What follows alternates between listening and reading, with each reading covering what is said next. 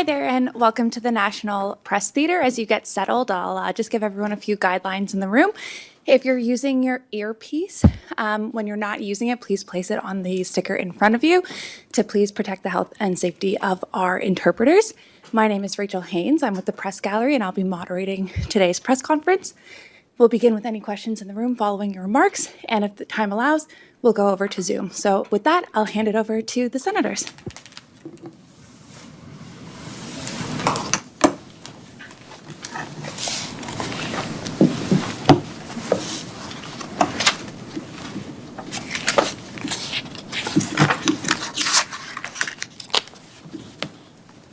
Good morning.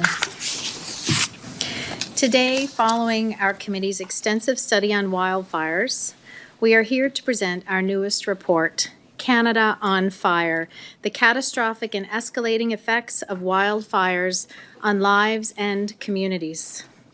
Its findings are not just sobering, they are alarming. And they demand more than reflection, they demand action. Our hope is that this report and the recommendations within it will drive the necessary shift Canada urgently needs in how we prepare for, adapt to, and respond to wildfire emergencies. We are deeply grateful to the witnesses and subject matter experts who shared their knowledge and lived experiences. Their contributions make one thing unmistakably clear. In this era of climate-driven megafires, we must do far more to protect Canadians. This report leaves no room for doubt. Wildfires are an escalating national crisis. They are growing in size, frequency, and severity. Their behavior is evolving faster than our systems can handle. And with each passing season, the consequences for our communities, businesses, and landscapes become more catastrophic. This is not speculation. It is the reality described through testimony and evidence from 79 witnesses and 23 stakeholder briefs. Over the past decade, Canada has averaged more than 5,000 wildfires every year. In 2023, we experienced the most devastating wildfire season in our history. 6,837 fires, more than 232,000 evacuees, 14.6 million hectares burned. Think of the size of the entire province of New Brunswick, then double that, and you have 14.6 million hectares. That same year, over 90% of Canada's 3,200 fire departments responded to wildfires, yet only half had the equipment needed to fight them. And just 18% received wildfire-specific funding or equipment from their province or territory, according to the Canadian Association of Fire Chiefs, of which we have the privilege to have Chief McMullen with us here today.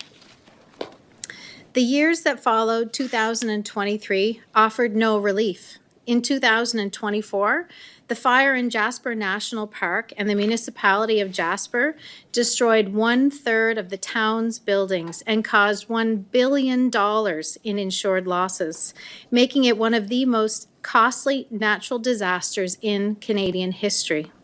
And the 2025 season was equally difficult. The cost of wildfires is rising for everyone: residents, municipalities, businesses, and the national economy.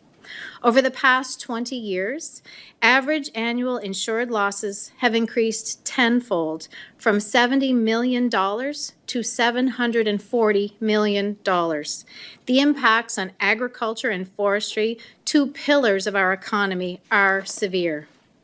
In 2024, forestry contributed $30.7 billion to Canada's GDP, yet with pests, drought, and wildfires damaging timber and disrupting supply chains, that contribution is projected to decline by more than $2 billion annually over the next 2 decades.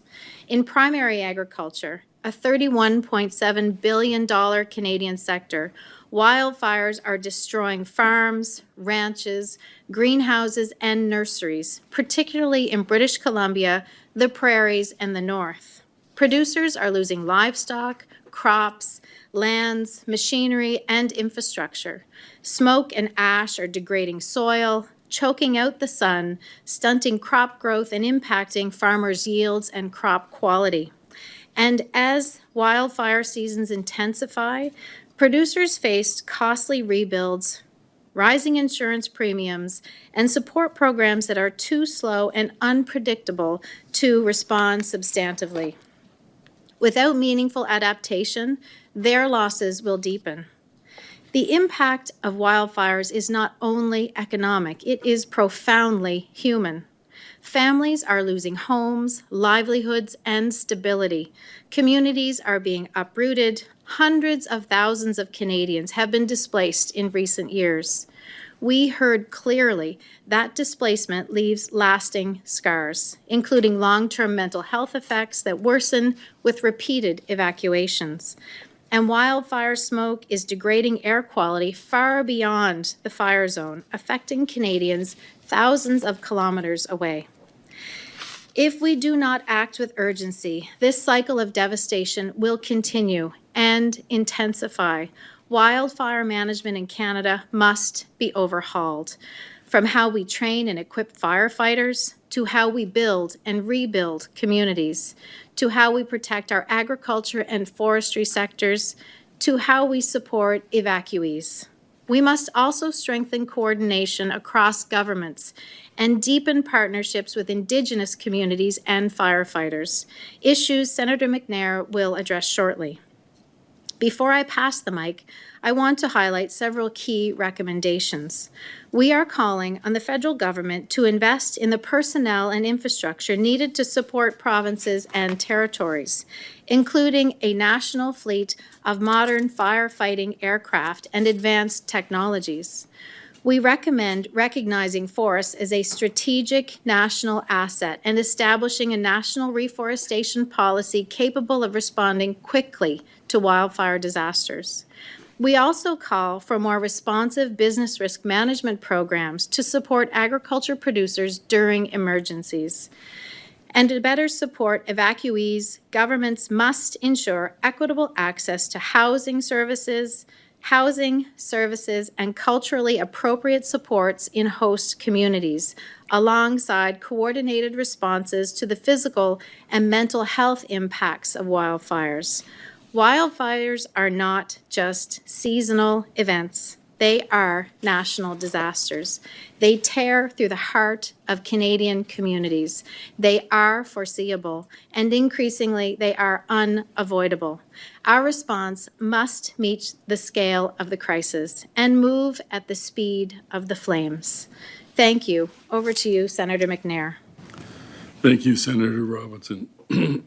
Our committee learned during testimony that when a wildfire breaks out, it is managed at the local level. If it grows out of control of what the local jurisdiction can manage, they may request additional assistance from their respective province or territory. If the wildfire continues to escalate beyond a province's or territory's capabilities, they may seek assistance from the federal government. Wildfire management is a shared jurisdiction. There is no single entity that is responsible for wildfire preparedness, response, and recovery. During our study, witnesses told us that that results in each level of government working in silos, making collaboration challenging at the best of times. Each escalation and application for assistance also takes precious time at a critical moment when the rapid response is most required. And those coordination challenges directly contribute to inconsistent planning, delayed response times, and sporadic access to equipment and personnel. We heard consistently that there is a need for a single point of contact to improve collaboration and break down silos. Because of this, we are asking the Government of Canada to create a federal coordination agency for wildfires and emergency response, modeled after those in other countries, including the United States of America, the United Kingdom, Japan, Australia, and New Zealand. This agency would be the first point of contact for wildfire response and would help to streamline the process of fire management in a modernized context. Our committee also calls for the government to partner with Indigenous peoples who we learned through testimony have extensive fire management expertise as they develop the new agency. This is particularly important because Indigenous peoples are disproportionately affected by wildfires. We heard from Indigenous Services Canada that wildfires pose a risk to nearly 80% of First Nations, with many communities located in extremely remote or forested regions that are vulnerable to increasingly frequent and intense wildfires. According to a 2023 report from the Public Health Agency of Canada, and I quote, Indigenous peoples are disproportionately affected by wildfire evacuations compared to other people living in Canada, with First Nations and communities with a primarily Indigenous population experiencing 42% of evacuations, but making up 5% of people living in Canada, end of quote. Furthermore, we heard that when a wildfire occurs, there is a lack of capacity among many Indigenous communities to manage the fire without assistance from the federal government. Lack of funding, lack of funding is a persistent issue, along with limited infrastructure and equipment, delayed responses from other governments, delayed evacuations, a lack of communication during evacuations, and few, if any, mental health supports both during and after fire. We heard incredible stories from the Little Red River Cree Nation in Alberta and Fort Good Hope First Nation in the Northwest Territories. With little or no help available at the critical moment, they used the resources at their disposal to fight wildfires that were threatening to destroy their communities, drawing on their extensive historical expertise in fire stewardship. In doing so, they saved many homes that otherwise might have been lost. These examples are stark reminders of the inequalities among communities in wildfire management and mitigation, and a call to action for us as a country to address those inequalities as part of our ongoing journey to reconciliation. In this case, that means working with communities to draw on their traditional knowledge, including practices such as cultural burning and observing changes in the local soil strata. The committee recommends that the government work with Indigenous communities to recognize and integrate traditional knowledge and expertise, including by investing in and expanding Indigenous-led firefighting workforces. Canada on Fire is not just the catchy title of our report. It's a reality. Devastating wildfire seasons have now become the norm for our country. Our collective responses must meet the urgency of this escalating crisis. Our committee is calling for improved and decisive coordination across all levels of government, meaningful partnerships with Indigenous governments and communities, significant investments in wildfire prevention and preparedness across regions and sectors, as well as long-term commitments to rebuilding resilient communities and ecosystems. The scale of this challenge is enormous, but we should treat it as an opportunity to re-examine how we deal with fire, strengthen our institutions, and together chart a more resilient path forward. As we enter the next wildfire season, the committee calls on the federal government to act with urgency to address this challenge. I now will pass the mic over to my colleague, Senator Oudar. Thank you, Sénateur. Bonjour tout le monde. Merci d'être ici ce matin. Aujourd'hui, le Comité sénatorial permanent de l'agriculture et des forêts présente un constat clair. Les feux de forêt ne sont plus des événements isolés ou saisonniers. Ils sont devenus une crise nationale qui touche la sécurité publique, la santé, l'économie, les communautés autochtones, l'agriculture, les forêts et nos infrastructures. Vous l'avez entendu, les chiffres parlent d'eux-mêmes. Le Canada vient de vivre 3 saisons records consécutives. En 2023 seulement, c'est plus de 14,6 millions d'hectares qui ont brûlé et plus de 230 000 personnes qui ont dû être évacuées. Et le Québec a été la province la plus durement touchée, avec 4,3 millions d'hectares ravagés par les flammes. Mais derrière ces statistiques, il y a des familles déplacées, des communautés fragilisées, des travailleurs et des travailleuses qui voient leurs moyens de subsistance menacés. En effet, la fumée affecte la santé des millions de Canadiennes et Canadiens, tandis que les coûts économiques et les pertes atteignent désormais des niveaux sans précédent. Le rapport souligne également une réalité incontournable. Les communautés autochtones sont en première ligne, Et bien qu'elle représente 5% de la population canadienne, elle compte pour 42% des évacuations liées aux feux de forêt. Leur expertise, notamment en gestion traditionnelle du feu, doit être reconnue et pleinement intégrée à nos solutions.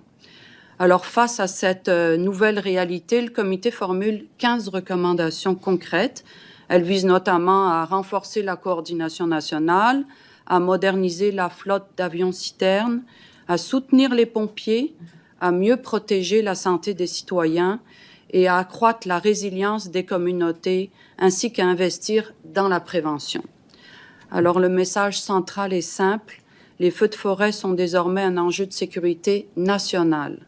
Nous devons agir collectivement avec tous les ordres de gouvernement et en partenariat avec les peuples autochtones et le secteur privé qui développent déjà des solutions canadiennes. Et surtout, comme l'ont répété les témoins entendus par le comité, nous devons agir à la vitesse de la crise. Merci de votre attention. Et sur ce, je passe la parole au chef McMullen.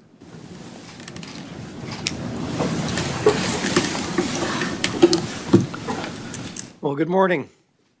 And as president of the Canadian Association of Fire Chiefs, I want to begin by acknowledging the presence here on the unceded and unsurrendered territories of the Anishinaabe and the Algonquin people. I want to acknowledge Honourable Senator Mary Robinson, Vice Chair Honourable John McNair, Senator Oudar, and the entire committee for this report. And I especially want to recognize the extraordinary dedication to the firefighters, emergency personnel, and volunteers, and our friends at the Canadian Interagency Forest Firefighting Centre. Our Wildland Firefighter Agency colleagues who will be, who are, and who will continue to fight wildfires across this country all summer long. Today, our friends at the Canadian Interagency Forest Firefighting Centre indicate that there are 99 fires burning at this moment. 45 of those are out of control. Wildfires test communities in a profound way, but they also reveal our strengths, our resilience, and the determination of the people who come together in response. This report calls for a whole-of-society approach to wildfire preparation, mitigation, and response, and the determination of the people who come together every single day. It calls for the development of a broader wildfire emergency management coordination office that can go beyond wildfire, recognizing that solving the wildfire problem means looking beyond wildfire-specific solutions. As mentioned, Canada currently is the only G7 country without an office overseeing fire policies across the nation. This aligns with motion M12 tabled by Gord Johns in the House of Commons, and this aligns with conversations we are having with the Honourable Minister Olszewski. Having seen too many wildfires in my role as incident commanders in events such as Slave Lake, Fort McMurray, and Jasper, I am very encouraged by this report. I'm extremely grateful to our public officials for caring so deeply about this important issue. My colleagues and I are pleased to see this report, and we stand by to help the federal government to take these recommendations seriously. Thank you. All right, thank you so much. We'll move to the question period. If you're participating by Zoom and you have a question, please use the raise hand function now so I can be aware that you'd like a question. We'll start in the room. We have Eleanor Wand from the Hill Times. We have a question and one follow-up to start. Hi, thank you all for being here. My question is about the recommendation for a federal office. I know that previously local fire experts have warned that a federal office could mean a lack of localized control. I was wondering how you think a federal office can provide the collaboration that you're speaking about while also respecting the need for localized autonomy and control when it comes to wildfire response. Thank you for the question. I'll begin and invite my colleagues to add. What we did here was that we lack capturing synergies and efficiencies because we do not have that overarching, that umbrella coordination. We definitely heard, particularly in our Indigenous communities, that we need to empower those people more locally. We heard nuances of that across the nation, but we heard over and over that without that building of a resource that could be strategically deployed in the moments, that we were missing out on our opportunity to respond to the crisis, that a federal overarching office or bureau would help bring greater coordination and better utilize the resources at our fingertips that we have to respond to the crisis. Ask anyone else who wants to add to that. Chief? Senator, if I please. may, thank you Yes. very much for the question. And I think that what is clear here is that if you utilize the example of our colleagues in CIFC, the Canadian Interagency Forest Firefighting Center, they are an organizing group of individuals that assist with the movement of equipment and people across this country for the aspects of wildland firefighting. There's a loss and perhaps sometimes a misinterpretation that also does coordination of municipal firefighters, those of us that are trained and have the expertise in structural firefighting. We're missing that. There is nothing that allows coordination at the current level, at federal level, for municipal assets across the country. That is where this office would make an absolute dramatic difference across the country.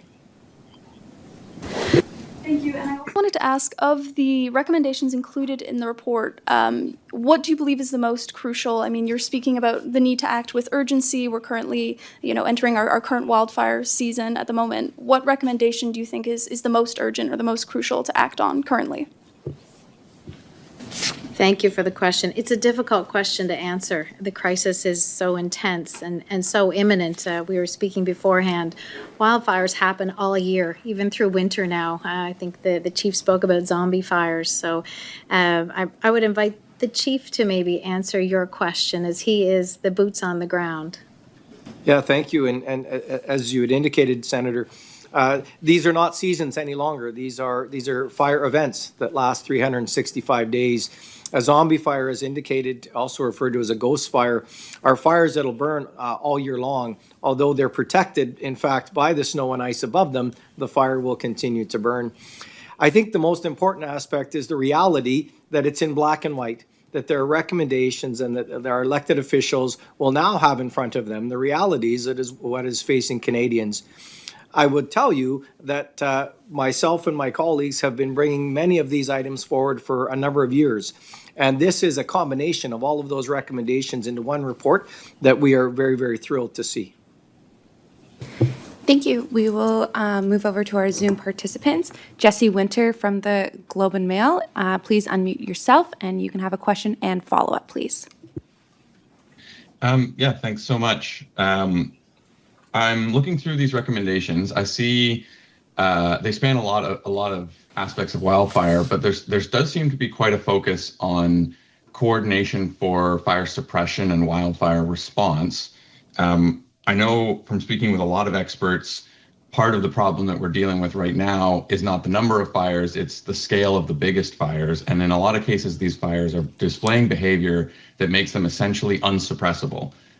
Jasper is, I think, a really good example of that. So I'm curious if you can speak a little bit about the need to have more hazard reduction work and fire smarting and fuel mitigation, which doesn't appear to have its own recommendation. I know it's included in some of the others, but I know from speaking to folks, if you could respond a little bit to the concern that what I hear from experts is that what is needed is a national fuels mitigation and hazard reduction strategy.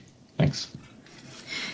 Thank you for the question. The report does certainly speak to hazard reduction and to fire smart construction and how we rebuild after a wildfire has scorched or ravaged an area.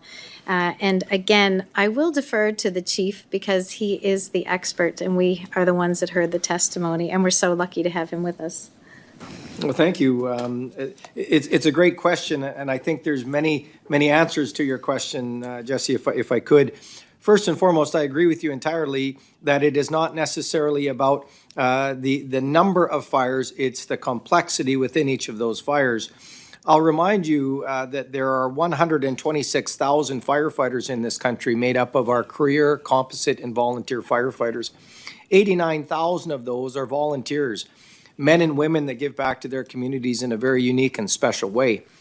What you need to understand in that concept is when we're talking about the wildland-urban interface, that geographical area where the fire has left the trees and is now threatening people and property, is we work very closely with our colleagues in wildland firefighting with our municipal firefighters. As you can all imagine and agree that a large majority of these fires are happening in remote parts of our country, populated by volunteer fire services, populated by our Indigenous communities. That is where we run into challenges from a capacity perspective. Volunteering fire service has worked and will continue to work in this country for most of the time. Where we face challenges are wildfire seasons like we saw in 2024, where we've asked these individuals not to be away for a few minutes a day or a few days a week. We ask them to be away from their home for weeks or months at a time. That's where we are stretching the capacity. That is where a coordinating office through the federal government will assist in all of those pieces. Your second point about hazard reduction, I completely agree with. We as Canadians have a responsibility in that area. We all have responsibilities. I will get asked questions from people who live in downtown Toronto or a major metropolitan that says, this report is only about those that live in rural. And I argue contrary to that entirely. This is for all Canadians. And those that choose to visit our great country, there's a role that we all play. There's a role that we can all do around our own properties. If we all took the time today to walk around our own property and recognize what type of flammabilities do I have around my property that I could get rid of right now? When I look at putting trees and shrubbery in, could I make sure that I'm taking care of those? They're not lying around my property. Have we had 72-hour kits? Are we prepared as Canadians to evacuate in the time that those do occur and will occur in our country? So it's a multifaceted approach, and I think that, again, Jesse, there's some wonderful things that all of us as Canadians can do to best prepare for a wildfire season in 26 and beyond. And if I could, Jesse, with respect to your question, Jasper is an interesting case in point because the testimony before our committee indicated that Jasper was seen as probably one of the best fire smart communities in the country with what they had done in advance. And it sort of begs the question, if they hadn't been at that level, how much more devastation there would have been to the town itself. We had the mayor before the committee and Parks Canada both praising the fire smart capabilities of Jasper. And Jesse, do you have a follow-up question? Yeah, I do. This one is particularly, I think, probably for Chief McMullen. You've spoken about what I've heard from experts as well, this sort of blending of the worlds between wildland fire and structural fire, municipal fire services.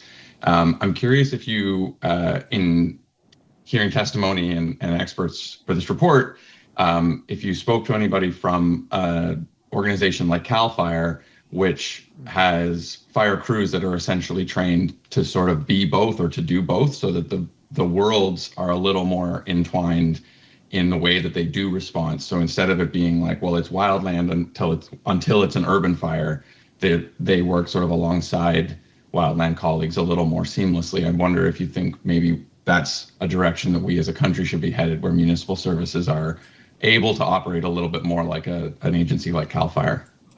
A great, another fabulous question, Jesse, and I'm going to go two folds on that. Number one, there are some provinces and territories today in this wonderful country that are very, very advanced in their relationships with their colleagues in wildfire. They work together, they train together, they are better prepared than some of our other provinces and territories. You used the United States as one of your examples, but I can tell you that there are several other examples. Finland, Sweden, Germany all also use that model where a firefighter is an all hazards firefighter. They do both the structural side as well as the wildland urban interface side. I would attest to you that one of the realities of Canada not having a position within the federal government, we are missing some of those conversations. We're not invited to all of those tables because they don't know who to go to in the federal government that completely oversees the policies of fire in this country. Fortunately, myself, my colleagues within the Canadian Association of Fire Chiefs, we have forced ourselves in many occasions to be at those tables, to be invited to those conversations, but it's not the sustainable model. We need to have those formal invitations through an office of the federal government to ensure that we're at those conversations, because there are best practices out there. And I will tell you proudly that Canada can also provide some wonderful best practices to other countries because we have a lot of experience in that field. So Jesse, it's not a simple answer. I think that if and when that office is created, it would be something to look at, is whether or not Canada moved towards a model similar to our colleagues in other countries where they utilize firefighters for both the structural and the wildland. Okay, thank you. Given, I'm just going to check to see in the room if we have any other questions. Jesse or anybody else on Zoom, if you do have a question, I think maybe we have time for one more, if that's okay, if any Zoom participants would like to raise their hand.